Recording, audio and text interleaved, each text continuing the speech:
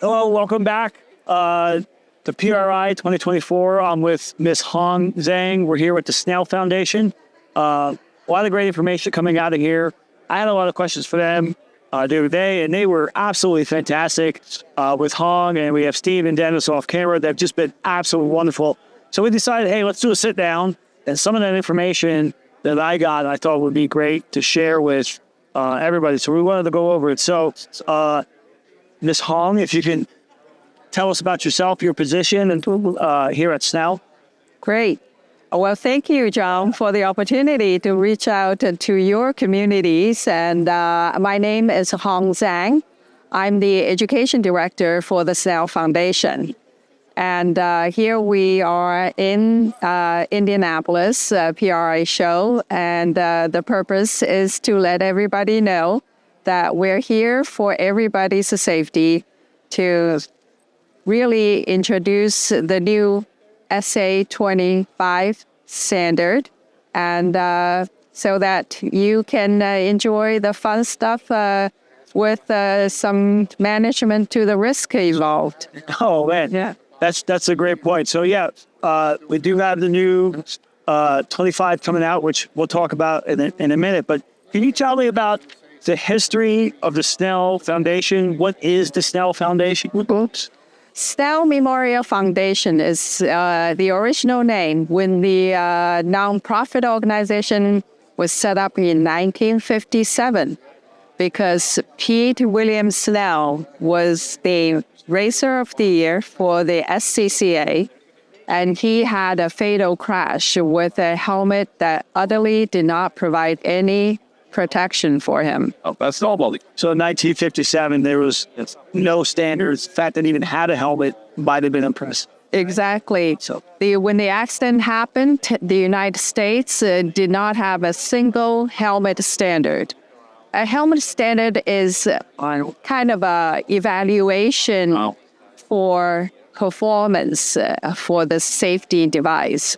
So Dr. George Snively, who was a amateur racer himself, is also serving on the SCCA board, was already looking into the head injuries related to those accidents on the race events. And he proposed to set up the Snell Memorial Foundation to look into standard establishment and evaluate the helmets for its performance. Wow. Look, so unfortunately, from tragedy, we have this. Correct. But hopefully we've prevented some more tragedy by doing this. That's the good part. After, this organization's been here for more than 65 years, very well supported by all the racing community and the sanction bodies. In the United States, just about all the racetracks and the events that is doing either motorcycling or auto racing has reference to the Snell Foundation's helmet standard as part of the safety gear evaluation and inspections. So to bring that up, there's certain or different types of helmet standards, right? So I know you guys do motorcycles or in the SA. What are some of the categories and just the brief differences between them? What does each one cover? I always say when Snell started in 1957, the first auto racing standard was issued in 1959. Right. And after that, the motorcyclists caught on the idea, wait a minute, this is not just for auto racing. We motorcyclists can benefit from wearing those helmets as well. And basically, back in the 60s, those helmets for auto racing look more like the motorcycle open face, three-quarter helmet. Yeah, when you think about it, yeah, you see them in the movies. Yeah, it's like, yeah. So when they were adopted by the motorcyclists, the Snell standard set up an addendum to the original auto racing helmet standard. So when the helmet kind of sets its own path, it's back in the early 80s. So the difference between motorcycling and auto racing in terms of impact protection criteria among the Snell, two different categories Sure. of standards are not different back in the old days. The only major difference is really just the fireproof. So for auto racing, there is a very strict flame resistance test. Basically, a torch was put on the paint, the trim, the strap, and make sure those helmets materials, when it's built and selected for construction, are flame resistant, so it won't keep burning when the source of heat is removed. And so that's that's still the main difference between a motorcycle and the SA. Are they still tested working back the same way? Well, the impact for auto racing and motorcycling was very similar in the beginning, but it started to deviate to really make auto racing more demanding because the risk is higher. So nowadays, in addition to the flame difference, which is not put on the motorcycling, the auto racing helmets are hit harder. Basically, the test criteria are more stringent. The helmets are crashed harder, and different kinds of impact surfaces are introduced into the auto racing. For instance, the roll bar impact is multiple impact, which is a structure around the driver a lot. And also the lower lateral multiple impact, which is when the driver hit the side of the cabin, which is also... versus maybe asphalt or skidding on a motorcycle. Right. So, so now I would say if you're racing in the auto racing events, of course you would not be allowed to use motorcycling helmets. Suggested. Yeah, no, yes. So tell me, we have different standards. We have a new one coming out, right? So Snell comes out with a new standard for auto racing helmets every 5 years, right? So we have a new one that's going to be, we're on the SA2020 right now, and they're going to go to the 2025, which is effective October next year, 2025, yes. So the older helmets that people think are going to be expired still have a little bit of life left if it's still in good condition. Obviously, if it's heavily used, we should look at a new one. But yes, Snell does not set the limit on use of helmet. We revisit these standard criteria every 5 years just to make sure that you as a user get the most protection you actually can receive through the newest technology, material selections. The racing bodies that you participate sets this criteria for what type of helmets for use for their events. So when the SA2025 standard becomes effective in October next year, 2025, then the racing bodies would probably change their helmet rules to not allow the 2015 labeled helmets for use. Right. Tell me about what's new in 2025 generally or versus 2020. The 2025 new standard is going to raise the bar for more protective headgear in two ways. In one way, the helmet is going to crash from a higher height.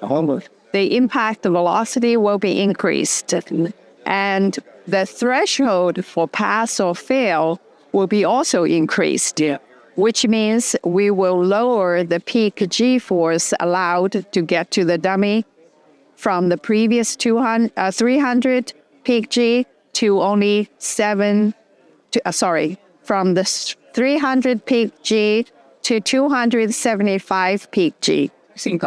So slightly lower threshold for passing, which means it's more stringent because we let less energy to pass to the helmet use. So that means the helmet has to absorb more energy.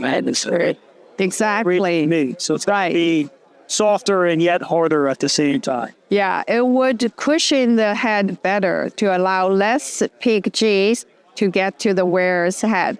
while the helmet is subjected to a harsher, more stringent crash. Yeah, that's amazing. In other years, I remember in 2020, it almost became standard that head and neck restraint bolts were inserted. I remember 2015 helmets didn't have it. We had to drill it and modify it. Well, actually, 2015, I believe, is the first standard that Snell made it mandatory for all certified helmets. I remember there was a transition where we didn't have it, but people were using it. Well, people were using it because Snell did certify in the 2010 standard as an option. Right. But when Earnhardt died, the nature of his injuries, we made the Hans system anchors really mandatory for all helmets. So is there any bigger features like that between the 2020 and anticipated 2025? Is there a highlight other than just trying to be better? So is 25 more of an evolution or a revolution post what we have?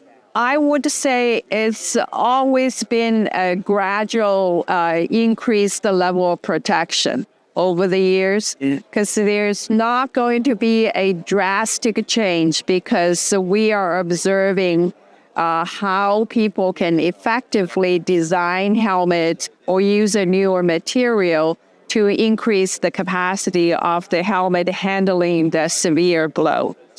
And we don't see anything drastic is going to happen soon. Yes. So where is Snell going forward? We've talked about kind of where we came from. We understand what we're looking for by our attempt to make products safer. Sure. What things are you seeing where Snell's going to be looking at in the years to come? Whether is there a new type of material that people are starting to use or some new ideas? Because 15 years ago, a Hans device was very unpopular. And now it's as ubiquitous as a helmet, right? Which is fantastic. What are you seeing? What are we trending to? What are some of your concerns going forward? Where is Snell going between now and, say, 2030? Well, right now, it's at the threshold of transitioning from 2020 to 2025. So it's way too early to tell you really what's going to happen, say, for 2030, right?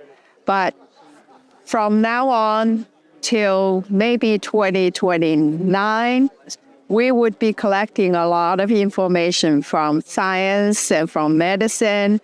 And who knows, maybe somebody would have figured out how to make the carbon shell helmet much cheaper and more readily available for the general public. So the standard could be made a lot more stringent in terms of managing impact. Do you find that the carbons absorb impact better than the fiberglass, or? Yes, it could be better, because part of the reason they cannot really protect more than, say, the carbon fiber now is because there's a human aspect of the helmet as a safety gear. Yeah. You can always make the helmets more protective by having a heavier and bigger helmet. Right. But there's only so much people are willing to wear over their head. So carbon helmets certainly can make the weight reduce, right? Yeah. And the shell could be a little thinner, even a 1 millimeter thinness, right? So that, if people can really use this space, the silhouette, that's the human tolerance for the bulk and the total mass, then a lot more energy managing material and design can be packed into that space. So the challenge will be going forward, making the shells and the material as compact and that ability to take abuse as possible. Right. And stuff more protective. Exactly. For technology into it. So smaller, lighter, faster. Capable in racing. Right. So yes, the challenge is to maximize impact protection by the physical limitation of the weight and bulk. at this point. That's amazing. Yeah. Hong, this has been awesome.